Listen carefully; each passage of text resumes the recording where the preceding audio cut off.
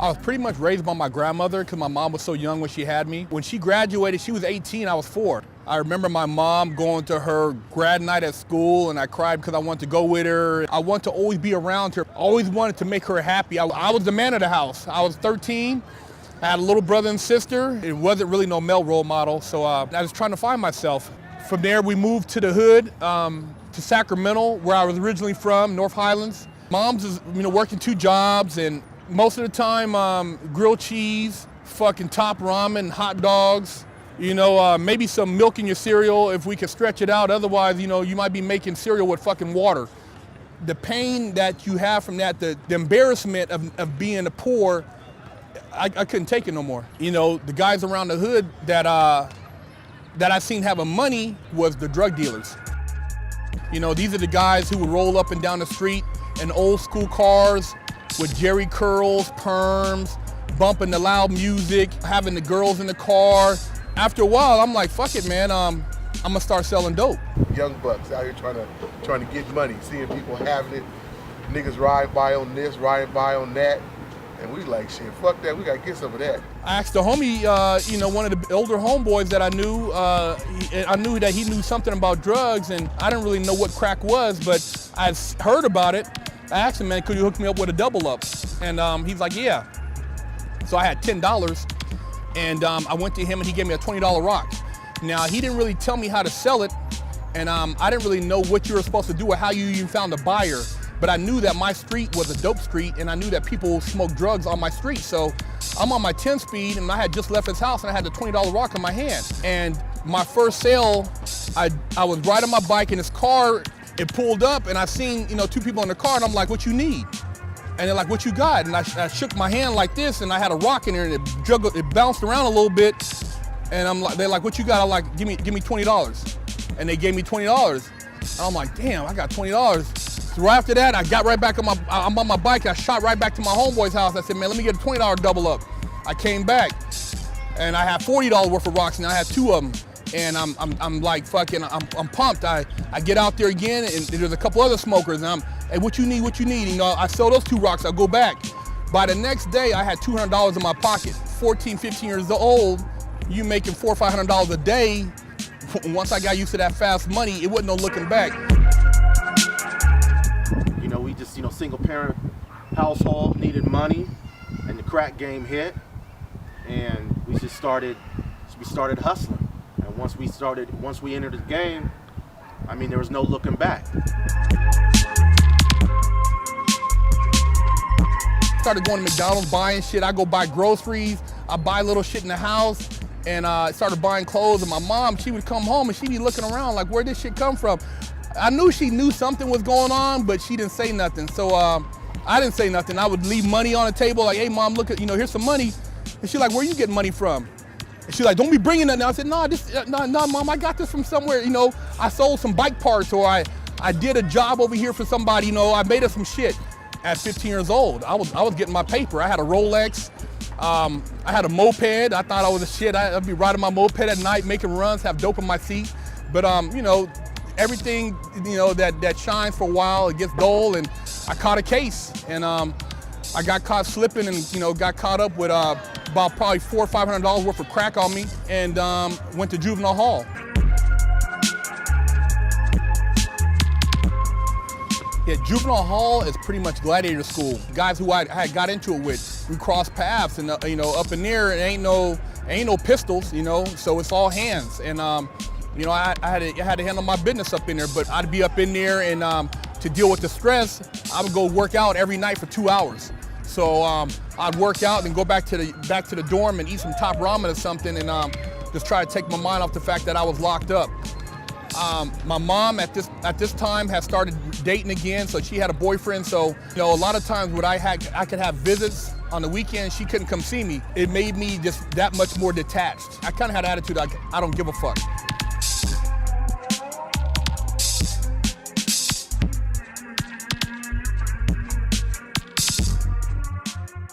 I did my 6 months, and when I got out of juvenile hall, mom got married. We ended up moving. There was a transition for the better, but my heart was in the hood. I couldn't wait to get back there. I tried to make the best of the situation. I went to school, I maintained a high grade point average. I still had like a 3.4, which is almost straight A's. Try to figure out what I was gonna do when I graduated. Nobody really gave me any guidance. I didn't have anybody mentoring me. My mom had actually, she was telling me when I, close to graduation that they were gonna be moving again because of the military. So, it wasn't like she gave me an invite to go with them. So my next move was, I figured, going back to the hood. So I ended up going back to the hood to live with my grandparents. My grandmother pleaded with my grandfather to let me come live with them. I went back to the hood, and as soon as I got back to the hood, it was on and cracking. Everywhere we went, somebody was testing us, but they didn't realize we was on our turf, and we wasn't having it. We'd bust a motherfucking head quick. Our worst scenario was when Boys in the Hood came out, and we were at the movie theater. And in the middle of the theater, we started, cuz, blood, cuz, shots, rained out, outside. It was shots, shooting at police. Just total chaos. We was Bloods, and they was up on, but they was Crips though, but they was our partners, little brothers. I got back to the hood. I'm banging the hood again. So I'm packing a 22. I'm back trying to hustle. I'm going to junior college, but I'm just going there during the day. At night, I'm trying to figure out how to make money because I really don't know what the fuck I'm gonna do with my life. We run around Mexico, from going to pharmacia after pharmacia, and it was all about money. That's all it was. It was about money. Thinking we were gonna invest in the stock market. My grandmother, my mom, they never knew what I was doing in the streets. In the streets, I was a totally different person. I had it was like almost James Bond. At home, I'm Marcus, but in the streets, I'm Marcus. Niggas know me. I got a reputation. This time, I'm out there doing dirt, and I catch another case, a fucking home invasion. The homie says, let's go rob this drug dealer. And I'm thinking, shit, I robbed this drug dealer. At this time, I'm 18. So I'm thinking, shit, we robbed this motherfucker. I go buy a Lexus. That's what I'm thinking of, buying a fucking Lexus, man. I go back to jail.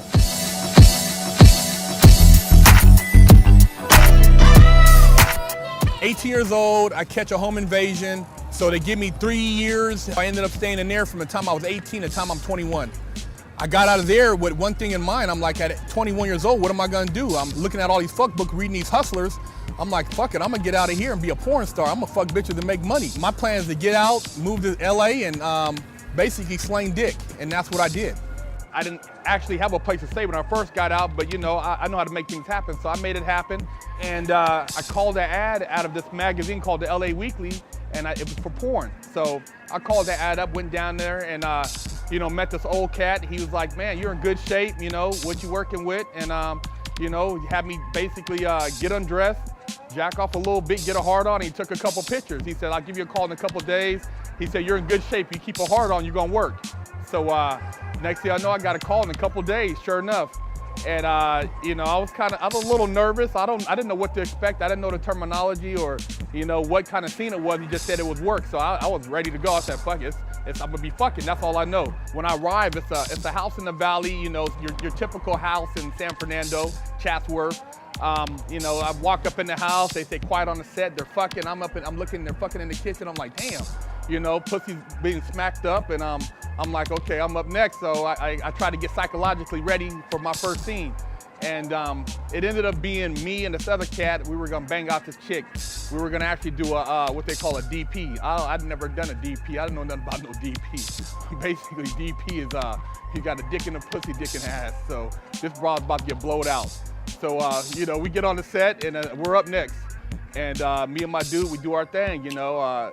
Fortunately, I was so horny that I had a hard on the whole time. This dude, he was having wood problems, so I ended up basically doing majority of the scene, and I knocked it out. After that, the director gave me a high five, and that was my introduction to the porn game. From there, I was getting my hustle on, and that was my hustle when I was in LA. When I actually got into the porn game, I thought I was gonna be balling. I had seen Peter North, I had seen these different pictures and people in Hustler. I'm thinking, man, I'm gonna be driving a fancy car, I'm gonna be slanging dick, fucking bad bitches. I'm gonna be balling, I'm gonna have a nice house, I'm gonna be living the life. Everybody wants to have multiple women, and come to find out, there was a lot of guys in the porn industry who didn't have a car, who barely were making their bills meet, you know, making their ends meet. And a lot of the females, you know, they had maybe a 2-3 year run and then they were broke. So I knew that it wasn't a long-term thing for me as far as being a performer. I had to find something else to get into. So knowing that behind this, that being a performer wasn't gonna really pay the bills in the porn game, I decided to start my own business with my partner. We had a series called the Black Ass Masters. We were basically the masters of ass. We would blow out ass cheeks, you know what I'm saying? So we actually hooked up with a distributor and started shooting our own content. And this was back in '94. The game was, you know, no internet, none of that. So we were shooting our own content. We would recruit girls, get girls to do scenes.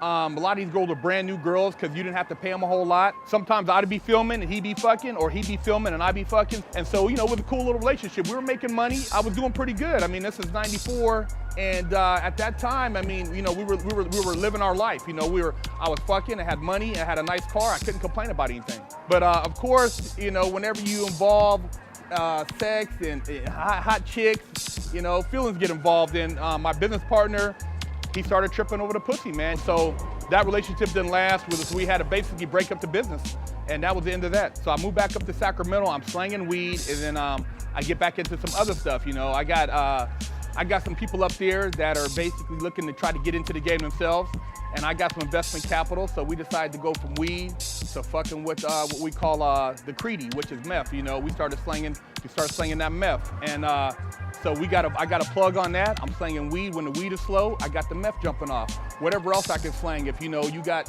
some guns you want to sell, we're moving that. If you got some A1, which is some Yola, some cocaine, you want to move that, I'll move that too. I'm moving everything. Yeah, my neighborhood I was known as Big Herc, and basically Herc is short for Hercules, and I got a Hercules from doing time in the county, Sacramento County Jail.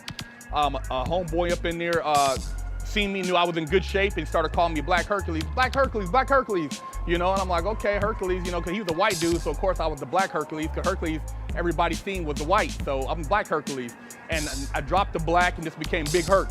Drugs had dried up in the neighborhood. It was, you know, there wasn't a whole lot of money being made after a while because of just people getting jacked, and there was no connection. So I started making plans to try to get the fuck out of Sacramento. In the world of a criminal, you don't just one day wake up and decide to rob a bank. You know, there's a natural progression. You know, I started off slinging drugs. I went from slinging drugs to, you know, slinging, you know, weed, slinging guns, robbing cats in the hood, laying dudes down. And you know, you're always looking for that next big gig, and it always eludes you unless you got a good plug. You get a good plug, I mean, you're in the game. But a plug, they come and go. So the thing is consistency. And I was looking for my next big gig. My whole thing was, if I get this lick and get 100,000 at one time, I can take that money, flip it into something else, and never look back. Because the whole object was to go legit. You know, I wasn't doing drugs. I wasn't like, you know, robbing to buy something right now. I was looking to try to get out the game, actually. And the bank robbery was the next best thing that at the time that I could think of that was going to take me to the next level. For me, it's all about taking things to the next level, and taking it to the next level for me was robbing a bank. And at that time in my life, robbing a bank was the next level. This how I came up, put a pen to the paper, put a sack in the scraper. This how I came up, baby girl on the blade, nigga to get. One of the hardest things about doing prison time is not necessarily the physical, but it's more or less the mental. During my whole bit, I didn't have not one visit. So I did 8 years, 8 months, no visits from family, no visits from friends. I mean, I got a few letters here and there, but for the most part, I did my time by myself. So just a little visit can kind of turn the tides as far as your time and make you look at things differently, you know, changes your perspective on life. So I had to pretty much dig deep into myself to ask myself, you know, who am I? But he had to go away for a year, a few years, not a year, a few years, a very few years, a very long time it was. But then I thought I'd never in my life see him again. I thought I wouldn't, but then I prayed and I knew he would come back and everything would be okay. And I'm just so happy. I was so happy to see Marcus, but I just didn't want to ever let go again. It was a rough period, you know, just, you know, fantasizing about one day maybe somebody would actually come see me and I get called to the visiting haul to actually go eat a burger or a sandwich out of the machine and drink a soda pop, you know, and maybe get a hug. And, you know, what's my purpose of even living if nobody gives a fuck about me while I'm doing this time? Come here, Marcus, and give my hug. Great big hug. Oh, I love you so much. I love you. I love you. I love you, Grandma. I'll always love you. I always did too.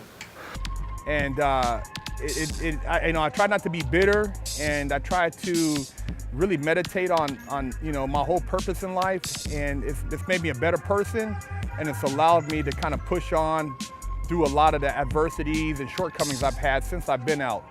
But it is what it is, and I moved on, and life is good now, and you know, it just makes me really feel grateful that I am healthy and that I'm not strung out on drugs and I'm not out here doing bad, and that I'm able to actually support myself and carry on and try to recultivate meaningful relationships with people. And you know, that's what life's all about, is moving on, letting go of the negative energy and trying to attract the positive energy so that you could do something that's more self-worth. And you know, I'm here now and I'm enjoying life.